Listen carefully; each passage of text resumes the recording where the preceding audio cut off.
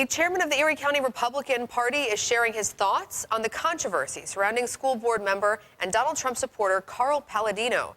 News 4's Dave Graber joins us live with a story you will see only on 4 tonight. Dave? Well, Annalena, much has been said in the wake of what many have described as highly offensive comments from the keyboard of Carl Paladino. In addition to his position as a member of the Buffalo School Board, Paladino is also one of Western New York's most high-profile Republicans. And we haven't heard from the chairman of the county's GOP until now, when he talks exclusively to News 4. Erie County GOP Chairman Nick Langworthy wants to make something abundantly clear. In no way does he support the comments penned by Carl Paladino. I obviously reject anything he wrote.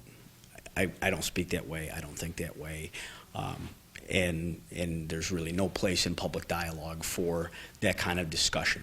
Paladino's disparaging comments about the president and first lady appeared in the December 22nd Art Voice. There's no need to repeat them here. I'm absolutely appalled by what Carl Paladino said.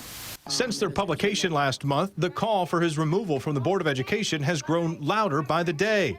But Paladino has remained steadfast, saying the board is wasting taxpayer dollars on what he predicts to be a lengthy court process. That, Langworthy said, is where he and Carl see eye to eye. The school board has made their opinions known. They are now entering a legal process that is going to spend an awful lot of taxpayer money that should be invested in our students and our children, to have what really appears to be a very political, dust-up. Carl has apologized. Carl has tried to move forward from this. Langworthy says he believes this is part of a larger effort to silence one of the school district's biggest critics.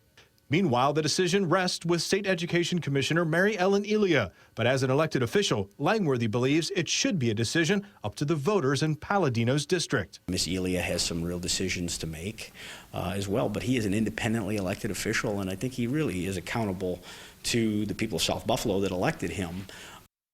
Paladino's latest statements he sent to me took direct aim at Buffalo Teachers Union President Phil Rumore, as well as the district's poor graduation rates and so-called illegal deals that he says were done during a school board executive session.